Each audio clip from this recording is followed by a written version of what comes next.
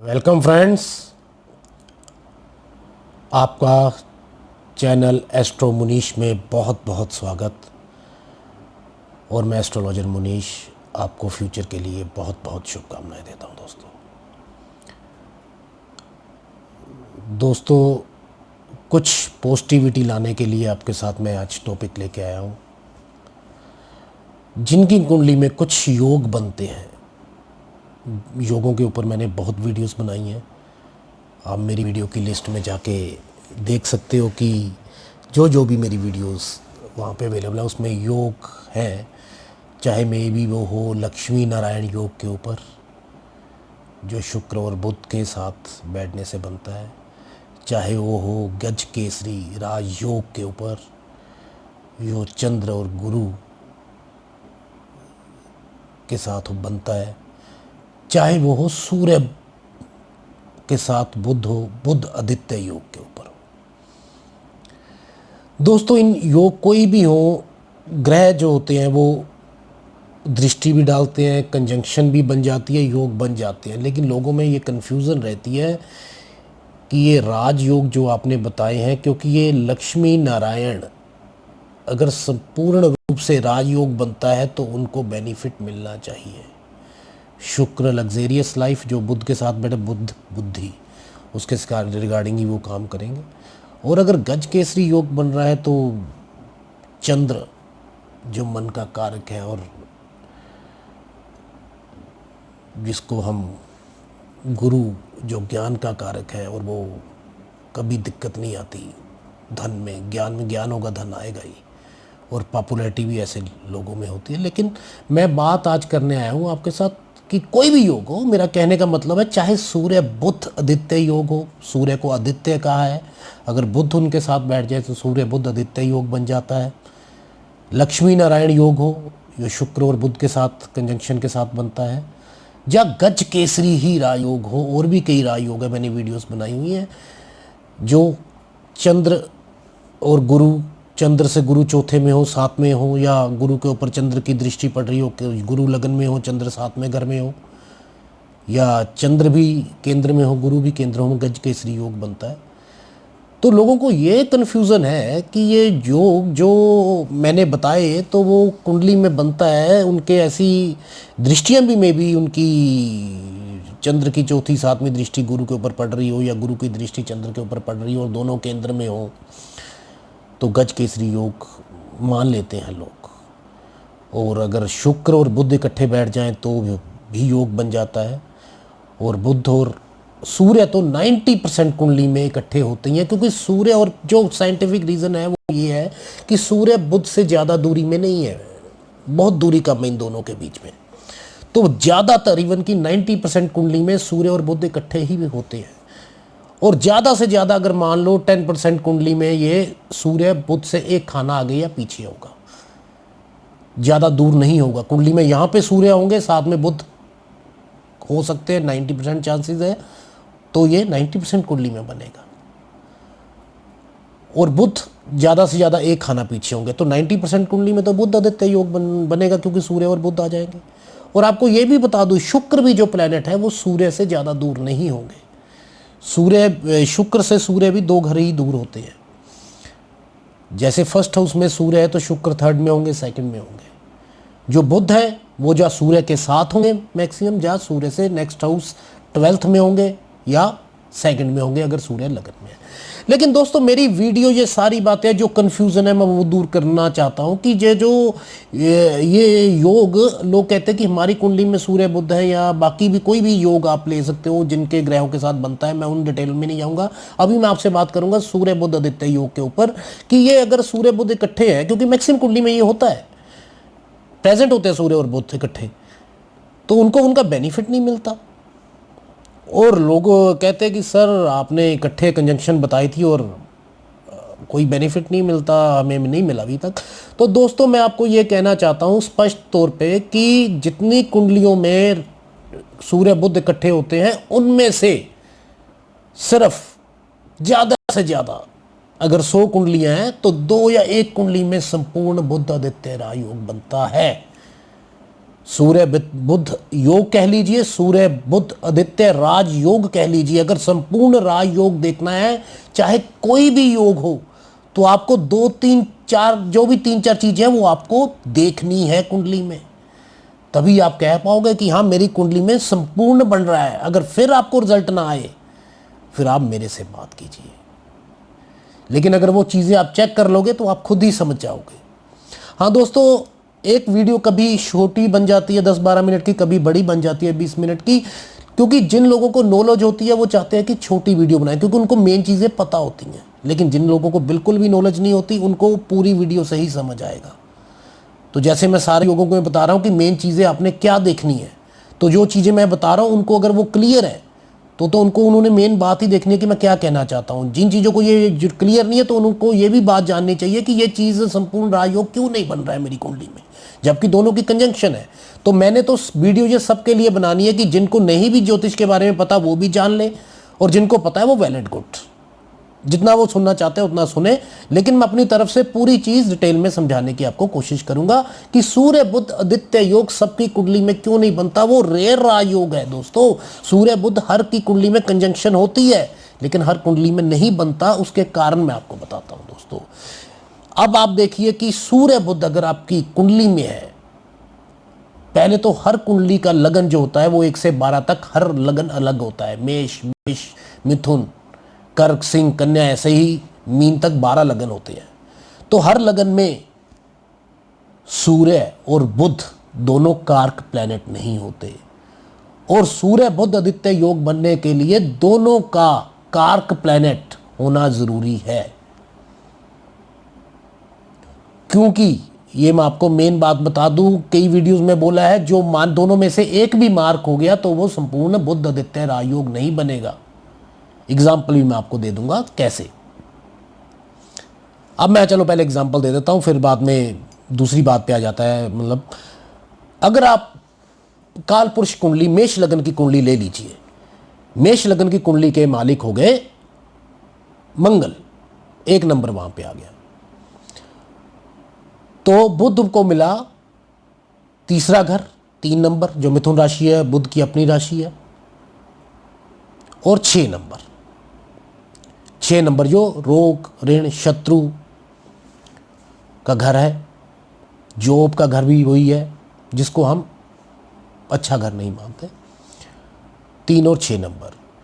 तो सूर्य को कौन सा मिला? पंचम भाव, ज्ञान का भाव, त्रिकोण भाव।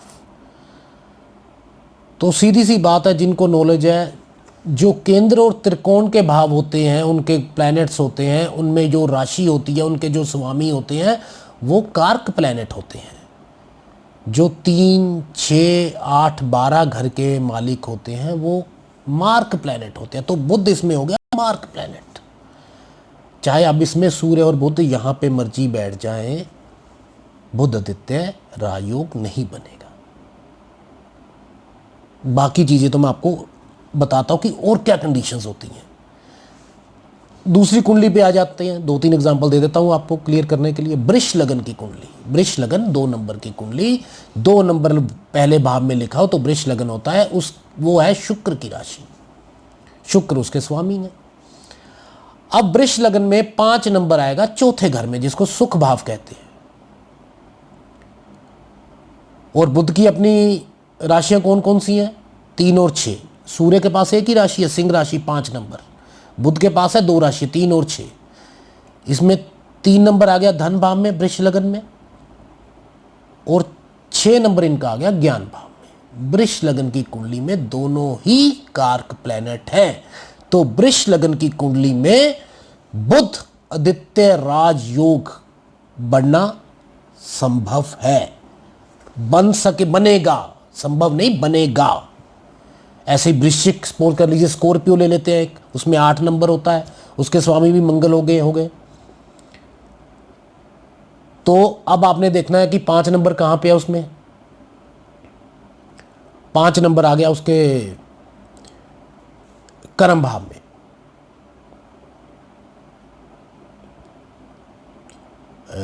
5, 6, 7, 8 या वृश्चिक लगन है, कर्म भाव में। 6 नंबर आपका बन गया 11th हाउस जिसको हम आयेश कहते हैं, क्योंकि जो सूर्य है वो तो कर्म भाव 10वां घर, वो तो मार्क प्लैनेट हो गए, उसमें कारक प्लैनेट हो गए, क्योंकि मंगल की राशि है, मंगल के फ्रेंड है सूर्य। वैसे ही आइडिया लग जाता है कि जो लगन के मालिक हैं वो कारक ही होते हैं। पहले तो मोटा सा आइडिया ये बता देता हूँ। और जो अच्छे घर जिनको मिले हुए हैं वो अपने फ्रेंड्स को ही देते हैं, लगन का जो स्वामी होता है।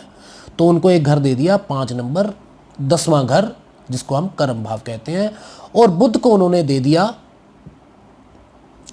एक तो घर दे दिया उनको अष्टम 3 नंबर, 8वें भाव में 3 नंबर आ जाएगा, और 9वें भाव में 4 नंबर आ जाएगा, 10वें भाव में 5 आएगा, और 11th हाउस में 6th आ जाएगा। तो उनको 2 घर मिले, 8th और 11th हाउस। और 11th हाउस को हम, चाहे वो केंद्र भी नहीं है, त्रिकोण भी नहीं है, लेकिन 11th हाउस ऐसा हाउस है जिसमें कोई भी प्लैनेट गलत रिजल्ट नहीं देता। ये आप अपने माइंड में रख लेना। इसमें संपूर्ण बुध आदित्य योग तो हम नहीं कह सकते, लेकिन उसकी पॉसिबिलिटीज हैं, मतलब कि वो कुछ रिजल्ट, हद तक रिजल्ट दे सकता है। लेकिन कुछ कुंडलीज ऐसी हैं जिसमें या तो मार्क सूर्य बन जाते हैं या मार्क बुध बन जाते हैं। पहले तो आपने देख लेना है कि संपूर्ण बुध आदित्य योग तभी बनेगा जब दोनों कुंडली में से कोई भी मार्क ना हो, दोनों प्लैनेट कारक हो। पहली ये बात मैं आपको बता रहा हूं। अब सपोज कर लीजिए जिस कुंडली में बन रहे हो, जैसे मैंने बताया कि वृष लगन में कुंडली में संपूर्ण रूप से बन रहे हैं, घरों के तरह डिटेल में बताया। मैं फास्ट वीडियो खत्म करता हूं, पहले ये चीज आपको क्लियर होनी चाहिए। दूसरी चीज है कि सूर्य के साथ जो बुध है वो अस्त नहीं होने चाहिए। और ये कई वीडियोस में बोला है कि सूर्य के साथ कौन कौन से प्लैनेट, राहु केतु को छोड़कर बाकी सभी प्लैनेट्स, 6 प्लैनेट सूर्य के साथ बैठ के अस्त हो जाते हैं।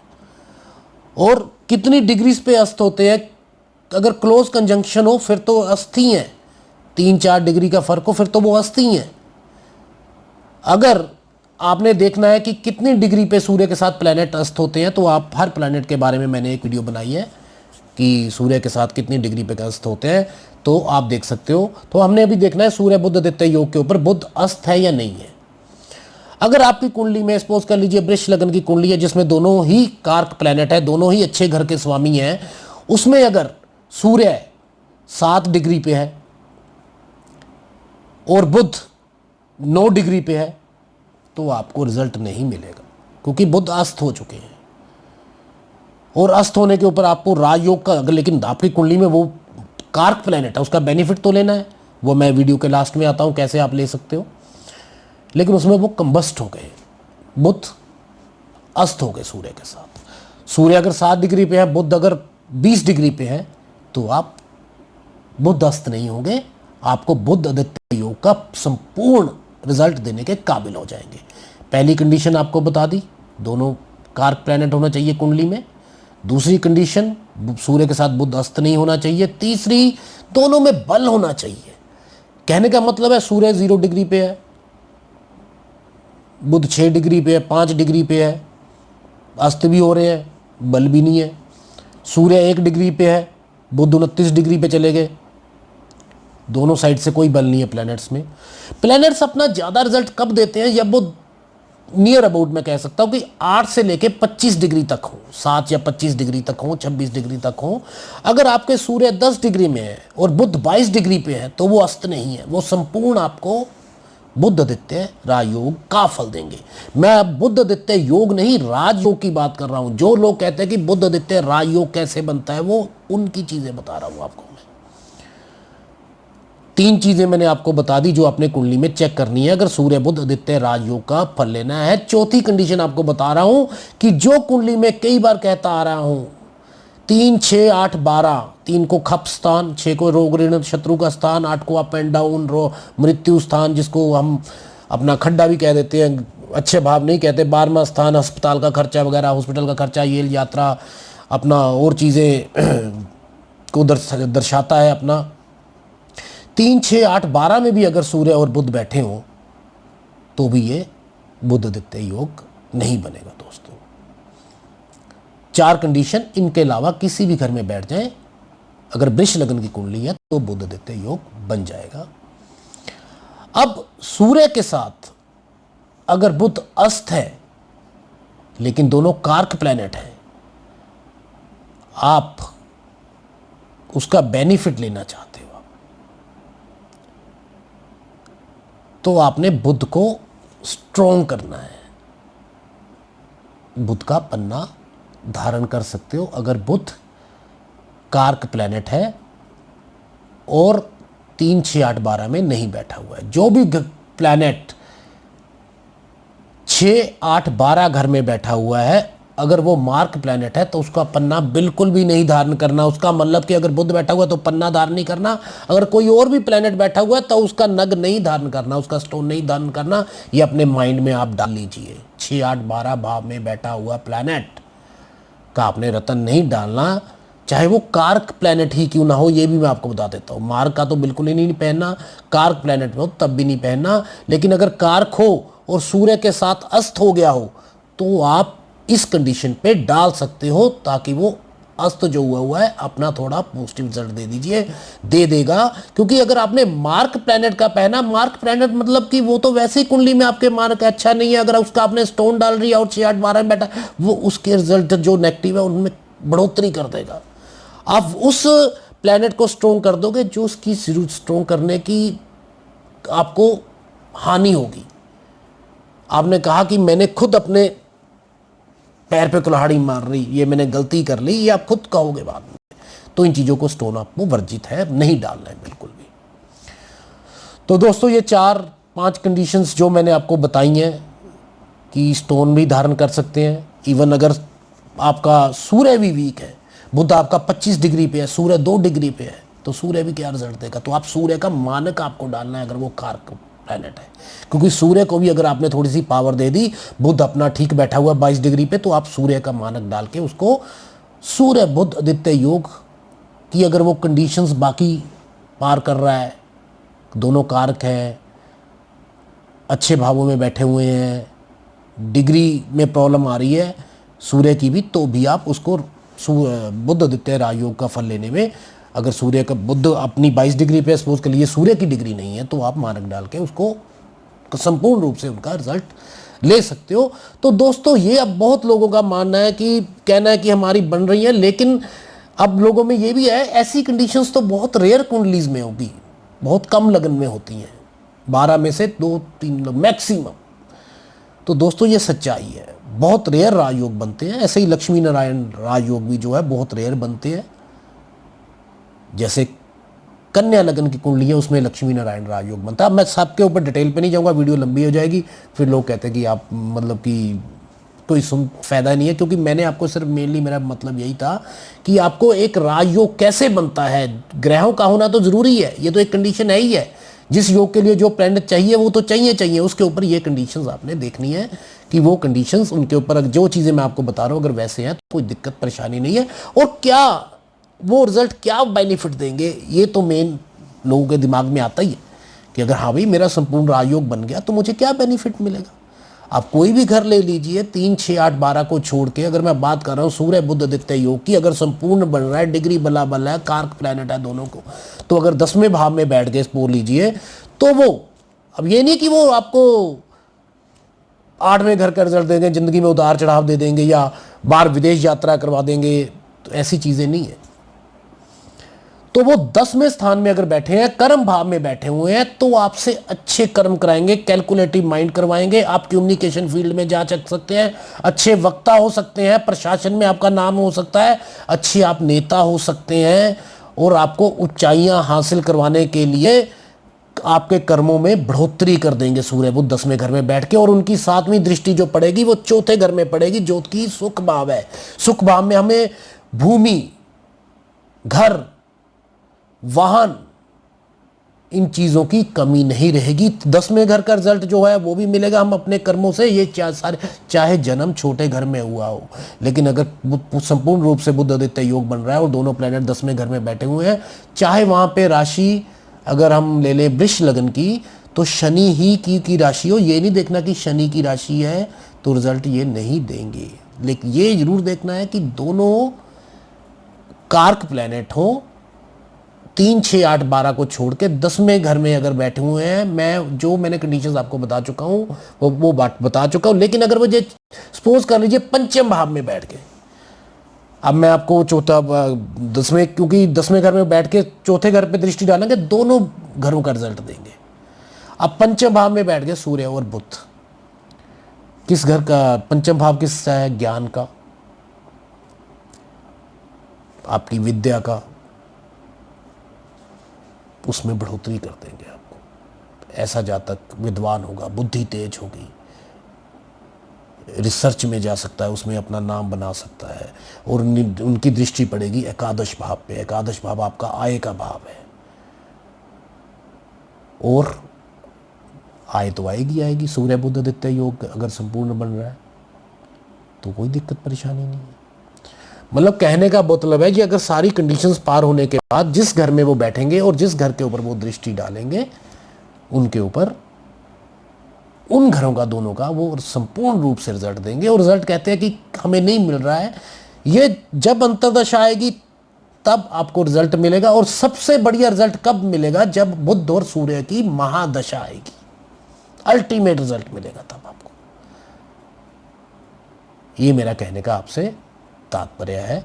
मेरे ख्याल से आप समझ गए होंगे कि हर योग राजयोग नहीं होता, और बहुत कम कुंडलियों में अगर बनता है तो उतना ही बनता है, चाहे कोई भी आप योग ले लीजिए। तो दोस्तों, ये मेरा आपको बताने था कि योग संपूर्ण रूप से राजयोग कैसे बनते हैं, जो आपको संपूर्ण रिजल्ट देते हैं। तो दोस्तों, अगर आपको मेरी वीडियो जी अच्छी लगी और तो आप सब्सक्राइब कीजिए, लाइक कीजिए और शेयर कीजिए। जल्दी मिलेंगे। और अगर आपको कुछ मेरे से पूछना हो तो मेरे व्हाट्सएप नंबर पे जो स्टार्टिंग में आपको आता है उस पर आप जाके मैसेज कर सकते हो। तो जब मेरे पास टाइम होगा तो मैं आपसे बात ज़रूर करूँगा। अगर थोड़ा बिजी हुआ तो थोड़ा लेट हो जाएगा, लेकिन जब फ्री हुआ तो आपसे बात ज़रूर करूँगा। तो दोस्तों, आपके लिए ऑल द बेस्ट। और थोड़ा सा ये टाइम जो है वो इंडिया और क्या पूरे वर्ल्ड के लिए अच्छा नहीं है, उसके लिए भी जाते जाते ये कह देता हूँ कि जो है ना, हिम्मत होनी चाहिए अपने आप में, नेगेटिविटी नहीं दिमाग में लेके आनी। सब कुछ ठीक ठाक हो जाएगा। ये जो प्रॉब्लम अभी चल रही है कोविड-19 की, सब कुछ ठीक हो जाएगा। अपना माइंड पॉजिटिव रखें, क्योंकि पॉजिटिविटी आज के टाइम में बहुत ज़रूरी है, मेनली जो फैमिली का हेड मेंबर है उसमें। तो दोस्तों, आज्ञा लेता हूँ आपसे, मिलते हैं नेक्स्ट वीडियो में। All the best friends.